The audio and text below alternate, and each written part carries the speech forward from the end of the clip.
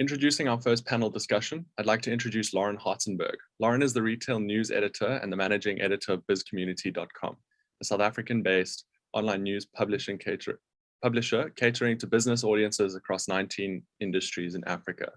Since 2017, Laurian has been reporting on retail industry developments at Bizcommunity with a growing focus on the proliferation of e-commerce.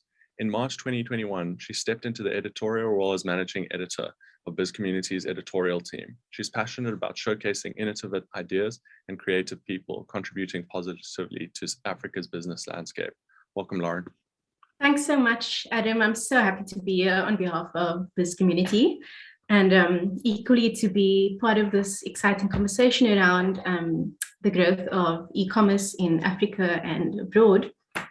So just to get the audience acquainted with our panelists, I think you guys can put your videos on now. Thank you.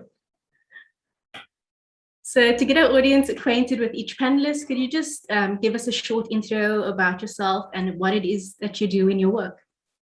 I think Rahul, could we start with you? Sure. Hi, everyone. My name is Rahul Jain. I'm one of the co-founders of Peach Payments.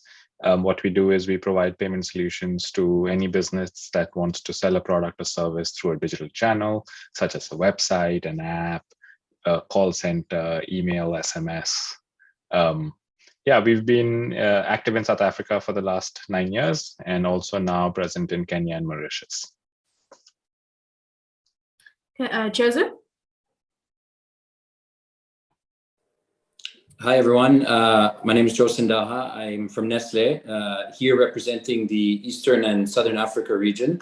And I'm head of e-business, looking after 22 countries, really in the digital space, the data space, the content space, and e-commerce, which is what I'm excited to talk about today. So that's me. And as you all know, Nestlé is one of the larger food and beverage companies in the world. So happy to be representing the group. And how about you, Laurian? Hi, I'm Laurian Fenter from OneDayOnly. I'm the sales and marketing director. And yeah, my journey with OneDayOnly started 9 years ago when it was very much a startup. So I've been part of the journey right the way from really 3 or 4 people to where we are now, which has been a really exciting journey. And I think, yeah, we've learned a lot of things along the way. Hopefully I can share a little bit of where we're at right now and what sort of things we can learn from the last couple of years. Thank you. Paul, over to you. Great. Good morning, everyone. I am one of the 3 founders of Silvertree Brands. We're a stable of purpose-driven consumer brands, things like YouCook, Cyberseller, Pet Heaven, Skoon, Price Check, and also Faithful to Nature. And in my day job, I am CEO of Faithful to Nature, selling natural and sustainable products online. Good to be here. Thanks. And last but not least, Jason. Thank you, and thank you for having me today. So I'm Jason Lane-Sellers, Director of Fraud and Identity at LexisNexis Risk Solutions. We provide fraud risk authentication solutions across industries, working banking, finance, as well as e-com, telco, and gaming gambling spaces online. So all those kind of digital interactions that occur. Perfect. So Joseph, I'd like to kick things off with a question for you. We've all pretty much witnessed the e-commerce becoming more commonplace over the last few years. How has Nestlé, with online becoming a more important sales channel, how has Nestlé needed to shift its strategy in terms of sales to capitalize on the growth of e-commerce? Yeah, Laurian, and thanks for kicking off with me. I mean, look, at Nestlé, our e-commerce journey started a few years ago. So we've been gearing up for this space, at least at group level, for a few years. Even before COVID, some of our markets already had 15%, 20% sales already coming in from this channel. But specific to our region here in Africa, or what I cover, Eastern and Southern Africa, obviously COVID accelerated things for us, but also our retail partners and our customers. So I think our initial focus, first and foremost, over the last 18 months here in the region has been really on supply chain, ensuring that our supply chain teams are really able to adapt to this pure player model and the demand of the pure play model. So this is really more frequent deliveries, more ensuring that our stock is on time and available. It's really about what we call flexible fulfillment. So we've spent a lot of time with our supply chain teams, making sure that that chain is agile and is able to deliver, for example, daily to our retail partners or some of our customers. Second, and very important, is capability building. Even us as a large group, we spend a lot of time and investment in driving capability across our sales organization, for example. So upskilling people who are used to a more retail channel, getting them used to how this channel works. And we've done several things as a group to make this happen. So this year we launched a global e-commerce, we call it the Global E-commerce Acceleration Network. Basically, it's 30 people with varied experiences that have come together, cross-functional, from supply chain, sales, marketing, and so on. But a group of people have come together. We share insights, we share best practices, we meet monthly as well as quarterly. And these sharings and learnings from different markets also help fuel local capability building as well. So a lot of time and investment on the sales side of things and making sure that our people understand this channel. Then probably most importantly for me, and lastly, is driving category understanding. So making sure that people understand the segments that we're playing in. So what do I mean by that? Really driving differentiation online for the segments and for our portfolio where we're playing. So investing the time to make sure that our products are e-commerce ready. We can do this through bundles, through exclusives, even specific SKUs or products that we've had to kind of alter and change to make them more unique for e-commerce. We spent a lot of time thinking about that and also working with our e-retail partners like Take-A-Lot, Pick and Pay, and so on to make sure that we've got that category understanding in the places that we play. So a lot of time spent on that with the customers. A lot of them, for example, Take-A-Lot came from a consumer electronics world, and we've entered in the grocery space or the food and bev space. So they equally had to set up their platforms to cater for these fast-selling goods, right, which we play in. And that takes time, that takes commitment, that takes investment to build out the segment so that we're placed well, we're priced well, and we've got the kind of right promotion strategy behind it. So those three things, I think, and you can do this in many ways through unique content. We've launched a series of shop-in-shops within our e-retail partnerships. So we can add service layers, we can add more content to entice the shopper to be able to close the sale, because it's different to selling TV, right? You're buying coffee, you're buying chocolates. So you just need a little bit more information and content to entice that conversion. So I'd say that's been a bit our focus and shift. A lot of time working with partners to make sure they get our space and the products we're selling. Okay, thank you. And Laurian, from a retailer perspective, as you mentioned, you've been with OneDayOnly for 9 years now. How have you noticed the e-commerce landscape evolve and also your OneDayOnly consumers change? In the early days, it really was just about getting as many customers subscribed to our email base. And we had this vanity metric of how many Facebook friends we could get. It was really easy. You would give away a few iPads, get someone to refer a friend, or we'd give away some tickets on Facebook to a concert, and we would get thousands of subscribers, thousands of responses. But obviously, it's now a very competitive world with very full inboxes and such like limited social reach without any serious boosts and budgets behind it. So we now have a very robust and targeted marketing plan where we target our full customer and subscriber base across multiple owned channels like email push notifications, our social channels, etc., and as well as on paid channels like Google, Facebook, and TikTok. Our aim is to reach our existing customers first, as these are our custom audience, and reaching them is obviously more cost effective and the engagement levels are high. But we also focus on getting new customers in daily across various digital and traditional platforms. So finding new customers does actually need a lot more budget, but it's essential for growth. And this includes things like radio, TV, billboards on the traditional side, and then search and social go without saying.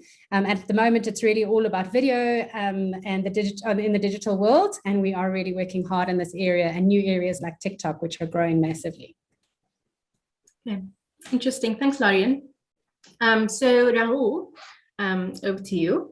Payments are, of course, a very important part of the e-commerce ecosystem. What role do you think payments play in driving e-commerce adoption, but also driving sales conversion? Yeah, that's a very interesting question, Lauren. Like, payments is often the last step in the customer's journey before it converts to an order, right? So as a retailer, and I mean, Paul and Laurian and Joe will tell you how many rands they spend on each customer and bringing them to their website and then taking them through the website does its job. And if you look at the sales funnel, like it takes them down to the last page, they've added the product to their cart and they're ready to click on pay now, right? And once they click on pay now, then it's up to us to make sure that, OneDayOnly and Faithful to Nature and Nestlé get their orders in, because that's when you have a conversion. So we from all the things that we've looked at, I think there are, three major areas that impact conversion and sales conversion. So first is consumer trust, right? And I think that's one area where there's still a lot of work to be done, especially in the African context. We were just chatting with our colleagues at One4You, and like one of the challenges in the informal segments is people don't want to use their card. It's just the absolute fear of using their card for a digital transaction. So how do we bridge that consumer trust aspect, right? So from a Peach perspective, what we've done is when we work with larger businesses, we recognize that the consumer's trust is with their brand, right? So how do we make our products more seamless? How do we sit behind the scenes so that you actually, if you're buying on on OneDayOnly or Faithful to Nature or CyberSeller, you're actually paying with Peach, but you don't know that you're paying with Peach because we recognize that the trust is with that brand. So how do we reinforce the trust of the consumer where it should rightly sit? The second aspect, when we look at consumer trust, is when we go to the SME segment, we started to advertise a bit more. We started to raise the brand profile because there we recognize that we can play a role in reinforcing that consumer trust. You might not have heard of that SME business, but when Peach is back is there as a recognizable brand, there we become more front and center. So I think in solving for consumer trust, the entire merchant's journey or the consumer's journey comes in. It's not just payments, right? What is the product? What's the quality of product? Did the merchant deliver it properly? If something went wrong, is their money safe? And what was the after sales experience? So I think it's not just payments, but like everyone plays a role in solving for consumer trust. And that's something we are focused a lot on. The second is, how do we optimize for conversion from a payments perspective? So how do you giving consumers choice? Let them pay, reduce the hurdle, reduce the friction, let them pay how they want to pay, which is offering them more payment methods. Someone wants to use a card, someone wants to use EFT, someone wants to go buy a prepaid voucher from a Spaza shop and then use that to pay online. And that's really what we work hard on, is adding more payment methods onto our platform so that merchants have access to them, so that at the end of the day, the consumer can pay how they wish to pay.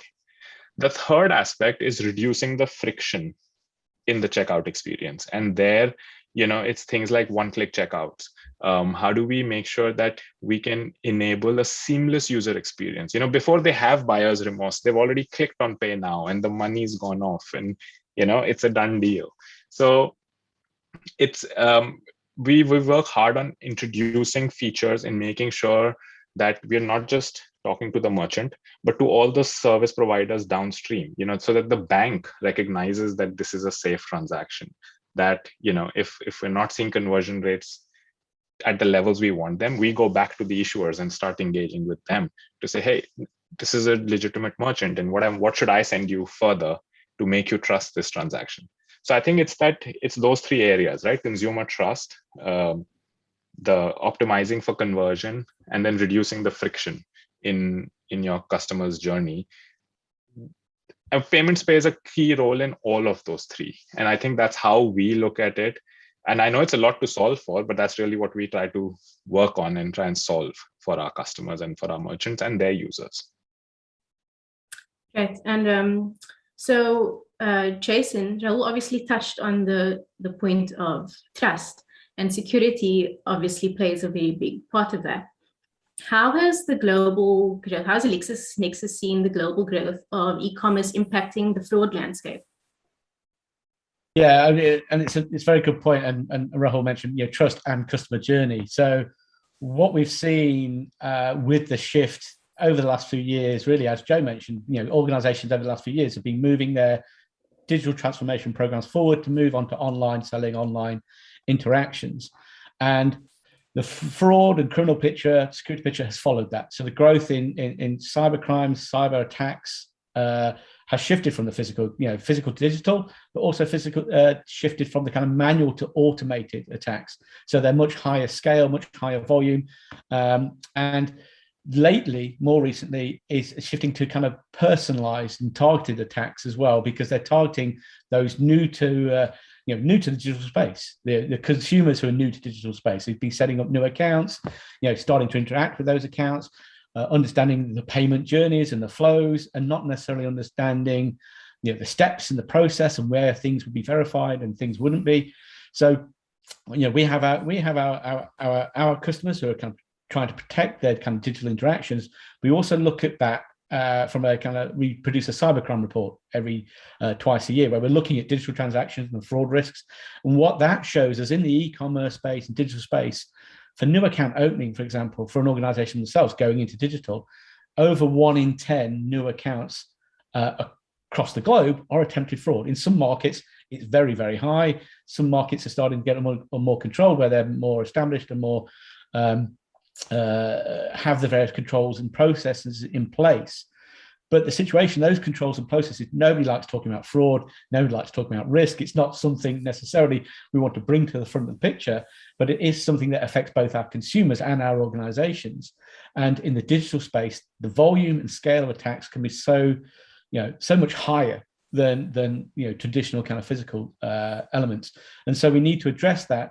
But again, as Rahul touched on, we need to address that how do we balance that with trust and recognizing good customers, fast tracking them through the process, and introducing appropriate risk in transactions as well, appropriate kind of verification, authentication steps in the process, and only interfere in a step when we need to. And that is balanced, because we need that customer experience. You need that one-click capability, but you need to be able to make fraud and risk decisions at that very much point. And that is the balancing act people are trying to address at the moment in the digital space. And it's, as I say, it's something we've seen kind of grow over the last few years, but particularly over this last year, where these new customers have had to be forced on board to the digital journey, don't have the experience, don't have the knowledge base, and it's how we help them as organizations manage that risk, but without interfering and making the journey so impossible that they don't want to continue and they drop out, and you affect that conversion that the guys are talking about. And can you elaborate on that a little bit, Jason? Where do the biggest vulnerabilities lie along the customer journey, and how can companies get ahead of that?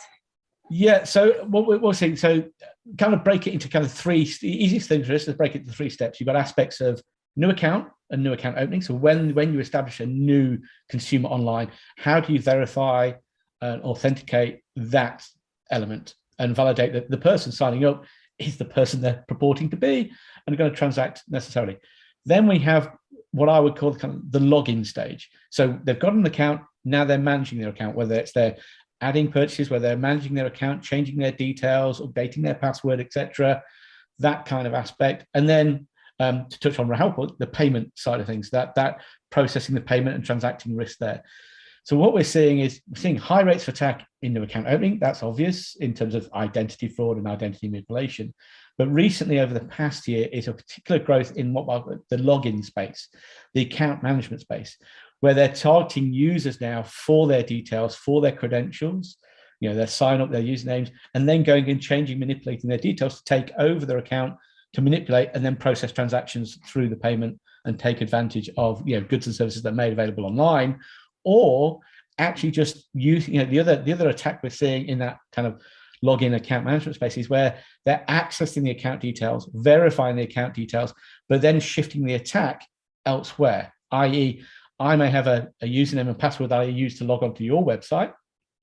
If I can gather those credentials and validate those credentials, the consumer may well use that username and password for their banking and finance apps as well. And therefore, what we're seeing is high volumes of kind of credential attacks against e-commerce players, because can I log on to the account? Can I access the account? Can I see some stored billing details, stored address, personal details, and then use that in an attack against the financial space as well? So it's where the kind of industries cross over. It's not only attacking the e-com to gain goods and services, but it's attacking the e-com platform to kind of gather data and information to utilize to attack elsewhere.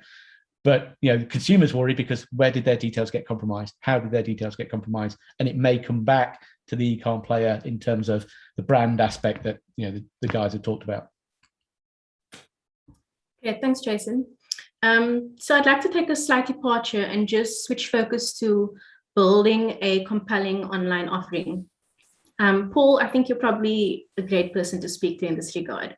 Aside from Faithful to Nature, obviously your involvement with Silver Tree Brands has seen you grow some of South Africa's most exciting online brands, including YouCook and Pet Heaven and Cyberseller. What have been some of your secrets to success in developing an attractive online identity? Yeah, thanks, Lauren. I mean, obviously, we could talk for days about building a strong brand online. So I'll try and focus on just a couple of really practical things. And I think the first one is to be clear what you stand for. To what Laurian was saying earlier on. E-commerce is still new for many customers, but there are competitors out there already. So you have to distinguish yourself from day one. And a good example. I mean, look at OneDayOnly. Looking at the panel right now, it's very clear from their name what they stand for, right? It's a deal that's available for a limited period of time. Faithful to Nature, clearly it's about products that are faithful to nature. YouCook, it's about you cooking, right? And so even Take-A-Lot, right? It's about range and breadth of offering so that you buy a lot in one basket. That's their economic model, right? So be very clear about what you stand for from day one and be able to explain it to yourself and to your customers very clearly and very quickly. I think that's the first point. I think the second point is, if you get the first point right, then you can do partnerships, right? Because then other organizations will want to work with you because what you stand for is interesting. And I think YouCook in particular within our portfolio has done a fantastic job with partnering with everybody under the sun who makes sense. And that is a fantastic way of leveraging on other people's brands and customer bases in order to build your own. So I think working with anybody you can is very powerful. I think the third thing I would say is don't underestimate the importance of design and photos and copy, so well-written text. All three of those things are, in my experience, they're surprisingly affordable to get really good quality work out of them. And so, one of the first people you should think about hiring in your team is someone who has an eye for design, a good designer, a good copywriter, and maybe not full-time, but at least get a good photographer as well. And the impact that it has on the quality of your brand it's impossible to, you can never spend too much on these sorts of topics. And then I think the fourth thing is obviously get the customer experience right. And I'm sure, we've spoken about payments already. That's obviously critical. We'll probably speak a bit more about delivery and logistics, and we've spoken about that a bit already. Packaging, the unboxing experience, all of those things are obviously critical. But one useful tip here is think about how you can help your customers share their amazing experience. Because when an e-commerce order works well, right, that means you got exactly what you were expecting exactly on time. Like, that's a great experience, but it's not something you can talk about because there's nothing unusual about that. So just throw in something that's unusual. So for YouCook, it's obviously a beautifully cooked meal that is very Instagrammable. That works amazingly. What we've done with Faithful to Nature is we put handwritten cards in every one of our orders. And that is not, let's be honest, that really doesn't change people's lives very much. But what it does do is it gives the customer something to talk about when they want to rave about your service. They'll say, I had a great experience from Faithful to Nature because look, they gave me a handwritten card. And so you've given them something to use in their word of mouth stories. So I think those are some of the tips that I've experienced. But I think critically is to start with understanding exactly what you stand for and how that's different to what other people stand for. Thank you. Some great tips there. And Laurian, in more general terms, what in your opinion are the building blocks of a great online retail experience? I completely agree with what Paul has just said. He gave some great tips there. And I think specifically the fact that you have to have a unique offering or brand proposition. And as you said, at OneDayOnly, it's to provide the best daily deals to South Africans every single day. We know who we are, we're quirky, we plan to surprise and delight. And so we start off every discussion with that. In terms of marketing, we're always starting off on that point. Who are we and who are we not? And are we fulfilling all of those things in every touch point? So you have to be thinking about, what are we looking like on Facebook? What are we looking on our Instagram? What are we looking like on our emails, on our transactional mails? If we have radio, if we have TV, is everything speaking to the same thing? And then the other thing is customers. You've got to find them, you've got to get them to shop, and you've got to offer them great after sales service. So you have to be focusing again on all of those touch points on that customer journey to make sure that you find them, but then you also retain them and you get them to become loyal customers. And then the seamless supply chain and warehousing to ensure that the orders reach the customers quickly and conveniently is obviously a major point. It's a basic, it's a fundamental. As Paul said, it's not even something that we should be raving about. Like, that is the absolute basis of the business, which is really important. And we're constantly working on new ways to improve that and do that properly. And then for us, we really focus on our supplier relationships. Without our suppliers, we really are nothing. And especially right now, stock is limited after the riots and after all the port closures, etc. So we have to work really closely to build very, very close relationships with our suppliers, and they are really the stars of our work. And then the other biggest stars are really our incredible staff and teams.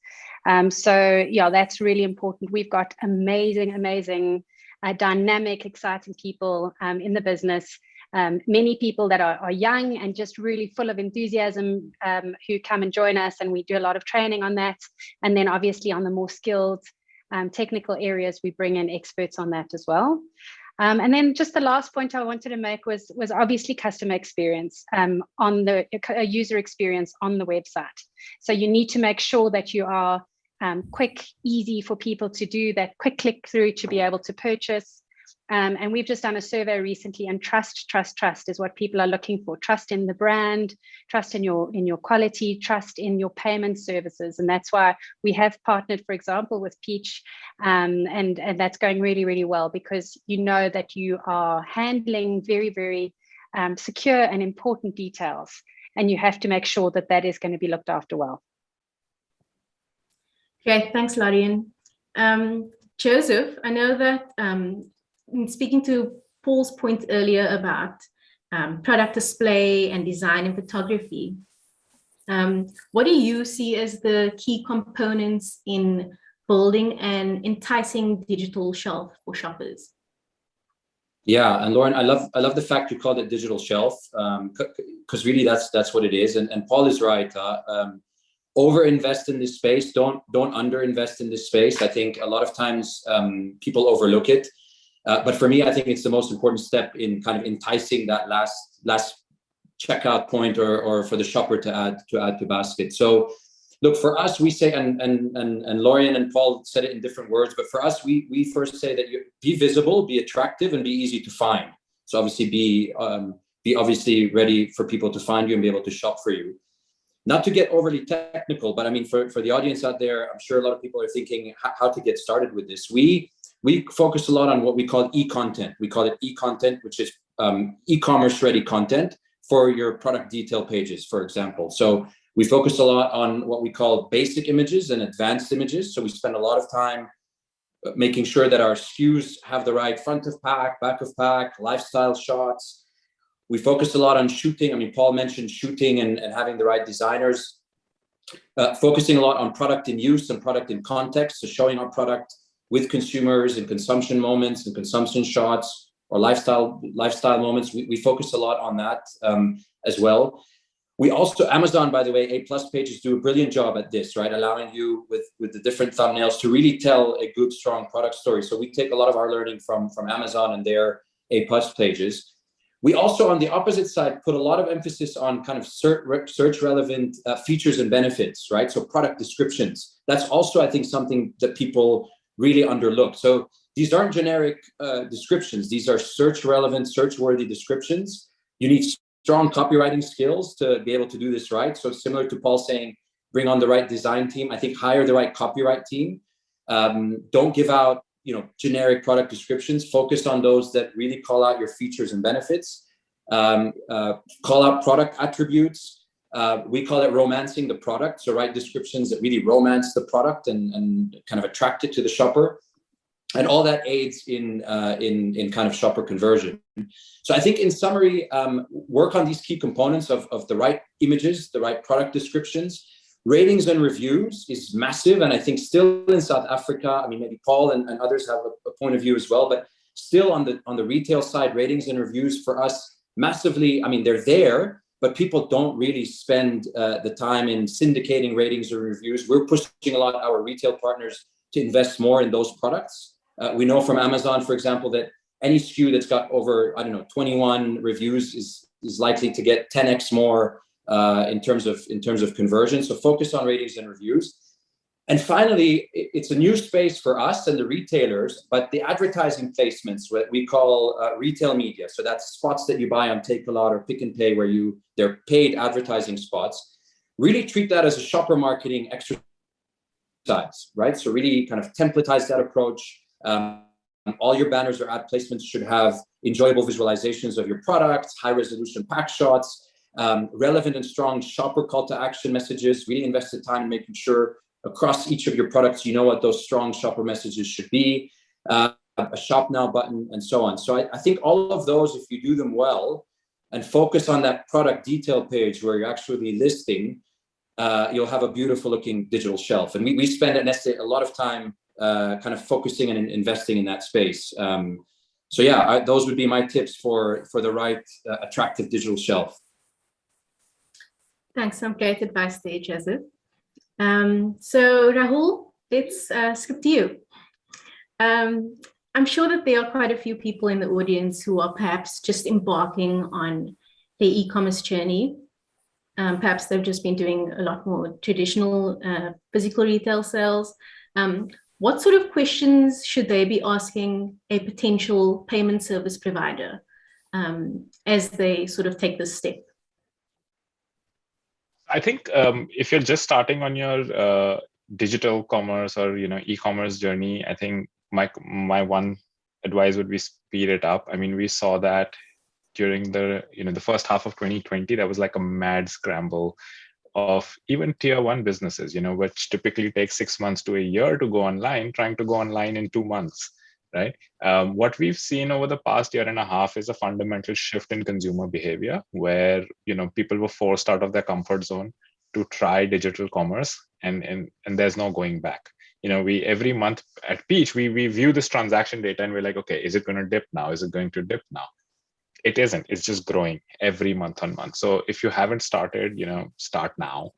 I think from a payments perspective, again, it really comes back to, a couple of key elements that you want to think about. One, there's no cookie cutter approach. It's not payments. The payments doesn't work the same way for OneDayOnly as it works for Faithful to Nature versus YouCook versus Pet Heaven versus, Cyberseller. So what are you selling? Who are you selling to? Are the two most critical questions your payment service provider should be asking you, because that's how they will be able to advise you on what you can do and what is your best optimal strategy, right? So you might be trying to do one-click checkouts, but your customer doesn't purchase that frequently from you. So in that case, that value of that one-click checkout actually doesn't resonate with your customer base because they're only buying a refrigerator once a year or once in a few years from you. Whereas on OneDayOnly, if they're there every day looking at deals and they don't want to miss that deal, the relevance is significantly stronger. So what is right for you? Understanding and probing your payments partner on that. I think from a Peach perspective, that's the first question we ask any merchant. Okay, what are you selling and who are you selling it to? Because we want to understand your business. What is your go-to market, right? The second thing I think is, how are they working on mobile? And why I'm bringing this up is in Africa, this is not mobile first, it's mobile only, right? A lot of consumers are only accessing the internet on their mobile phones. I'll give you a stat across our platform. Almost 70 to 72% of all checkouts are done on mobile devices, right? That is the prevalence of mobile. And I'm sure Paul and Laurian and Joe, you guys have similar stats that you're seeing on your, So how does that payment process look like on a smaller screen size, right? How has your payment partner or the product enabling a mobile checkout experience? If you're building an app, do you have Android and iOS SDKs? I'm getting a bit technical, but I think I'm making sure that that mobile experience is absolutely seamless is incredibly critical, especially on the African continent, right? And the third aspect then comes back to conversion rates.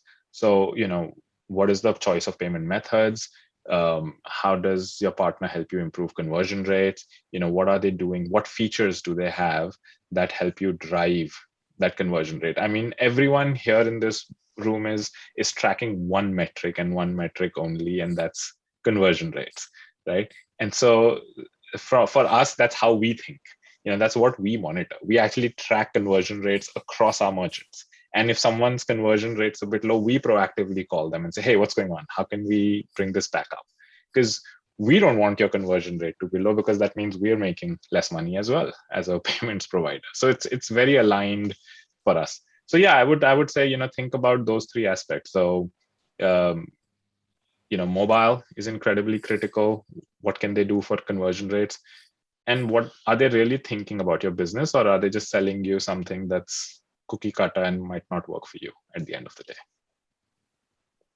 Thanks, Rahul. And Paul, over to you.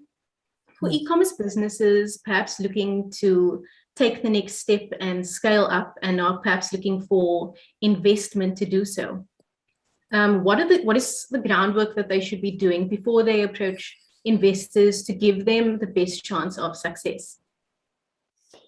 Good, thanks, Laura. Now I'm going to focus a little bit on e-commerce in particular. Obviously, it applies more broadly to investment, but given what we're talking about, let's focus on e-commerce. And also, this will be relevant, especially to some people listening. But I think, the first thing is understand your audience and understand how you're going to start the conversation. If I could tell you the number of approaches that we've got in the history of Silvertree that just are hopeless from step one, it is crazy. What does hopeless look like? So, here are a couple of common mistakes. Point number one is getting excited about the idea only. So let me guarantee you that 95% of ideas have been done before. And in Africa, where we are largely following the lead of other parts of the world, pretty close to 100% of ideas I've heard before, right? Or your investor will have heard before. Don't get excited about the idea, get excited about the execution, and I'll come back to that. The second thing we get is people asking for us to sign an NDA before they'll tell us anything, right? Comes back to the first point. If the only thing saving your business is the secrecy of the idea, then the moment you launch, you have nothing. So, that's not going to work. And then the third thing that we get a lot is people are asking us saying, hey, we'd love investment. What are the next steps? So the problem there is we have a website, and any investor you speak to will already have a website. And if they don't, you can Google how do you approach an investor. And the third point, which actually lies underneath all of this, is an investor is running a business. An investor has limited time. And so what you want to do is you want to make it as easy as possible for the investor to want to engage with you. And the way you do that is the first sentence of your email explains why your business is going to win. And so let's move on to that. That's my second point, is be clear as to why your business is going to win. You better have one sentence summary of why your business is going to win. And it can't be just the idea. We've said that already. It's got to be about who you are, your route to market, the partnerships that you have, the supply agreements that you have, or the success that you've already shown that's going to prove why you're going to win. And if you don't have any of those, don't spend your time approaching investors, especially in Africa, where there are not a lot of investors willing to deploy capital, because you're wasting your time. I'm sorry, to be honest. Until you have an answer for why you are going to win, that's what you need to focus on. That's my second point. I think the third point is around margins and sourcing. And the point here is that e-commerce seems different because it's a different channel, but it's retail, right? And the thing about retail is it's about what products you sell at what price. And this is the most important thing. When you look at the top retailers in the world, people like Walmart, they are unrelenting on their focus on cost in their supply chain. When you look in South Africa, or in the rest of the continent. In the rest of the continent, ShopRite, Pan-Africa, unrelenting on focus on costs on the supply chain. In South Africa, Dis-Chem, one of the big successes in retail recently, unrelenting on focus on costs and product in their supply chain. So you have to be the same. So you have to come with a very concrete story as to the products you're selling and why you will structurally be able to sell them at a good margin. People believe, based on examples from Silicon Valley, that you can get a lot of customers and then work out how to make money later. But in Africa, that strategy hardly ever works because there isn't enough investor money lying around for there to be a later. You have to be able to show that you can make money from, not necessarily be profitable from day one, but make money on each order from day one. And that means getting your economics right from day one. And then the last point, very briefly, is a lot of business cases don't have a line for management salaries. And as an investor, that's always something I ask about, because you might believe as a founder that you are showing that you are buying into the business because you are not taking a salary. And that's great in the short term. But as an investor, your investor is going to ask the questions of, can this business be sustainable in 5 years' time or 10 years' time? And it can't be if it doesn't pay its managers a salary. So you have to have that in your business plan. And if your business plan doesn't work when you put a management salary in, then there is a problem with the business plan. So I covered a lot of stuff there, but I mean, at the end of the day, it's about being, once again, being super clear about why you're going to win and putting that in sentence number 1 of any pitch that you have, and spend your rest of the time focusing on that. And number 2, it better include something about margins. Thanks. Sage advice there. Thanks, Paul. I'm just squeezing one more question. We will have to be a bit brief with this. But Joseph, since you have so much experience working across Southern Africa and East Africa, for e-commerce businesses that are perhaps looking to enter new markets on the continent, what have been some of your key learnings in terms of doing business in Africa? Yeah, good question, Lauren. And I think Rahul and Paul spoke to some of this, but I'll try to be brief just for the, and this here I'm giving an FMCG perspective, really, which is our learnings. But I think really step 1 is understand or at least plan your route to market, right? So really understand, will you work with distributors? Will you go direct? Will you set up a warehouse? Will you have a DC? I think that's fundamental as a first step from an FMCG standpoint, because ultimately that's going to impact whether you'll be able to fulfill and deliver in the right way. So route to market is probably step 1. For example, in the grocery space where we are now, there's this boom of quick commerce. And so if you want to go direct, it becomes hard to justify when shopper expectation is same-day delivery or even 60-minute delivery. It becomes maybe a little bit difficult to justify your own route to market. So think hard about the route to market. Second, and I spoke about this a little bit, but and I alluded to it, but make sure the segments you play in are positioned well on the customer side. When I say customer, we mean retail partner. So building out the segment, understanding the category and how it works. Again, remember, selling grocery products to selling TVs is very different. So ensure you work with the partner on ranging. Paul mentioned that a little bit as well, but building that category expertise. And lastly, and it's a point, Rahul, this has been our biggest learning, and Rahul spoke a lot to it. So I'll be brief, but M-commerce, we call it M-commerce, especially in Eastern Africa. We've just started this approach right now where we're trying to partner with people in Eastern Africa, and we're putting a lot of emphasis on it. But a lot of people want to build their own platforms where in Eastern Africa, there exists already some pretty cool and neat ecosystems already, like we all know the M-Pesa phenomenon in Kenya. So rather focus on integration, making your products kind of accessible, making your services accessible within these ecosystems that are already there, within the ecosystems that are native and intuitive already to shoppers and consumers, very similar to what Rahul was saying, and kind of create partnerships or a network of partnerships where at least that's what we're trying to do now, is get our food products into those spaces, because we know that people are going to shop, pay their utility bills, use those platforms already. We just have to find a niche way to kind of integrate. So I think route to market, strong category kind of understanding on the retail side, make sure they understand what baby is like versus chocolate versus, whatever you're in, versus beverages. And then lastly, M-commerce. Rahul mentioned it, but focus a lot on integrating rather than thinking you were going to succeed in building your own platform. I'm not saying you won't, but I've seen my learnings when you integrate and you partner, you'll get off the ground up and running a lot quicker.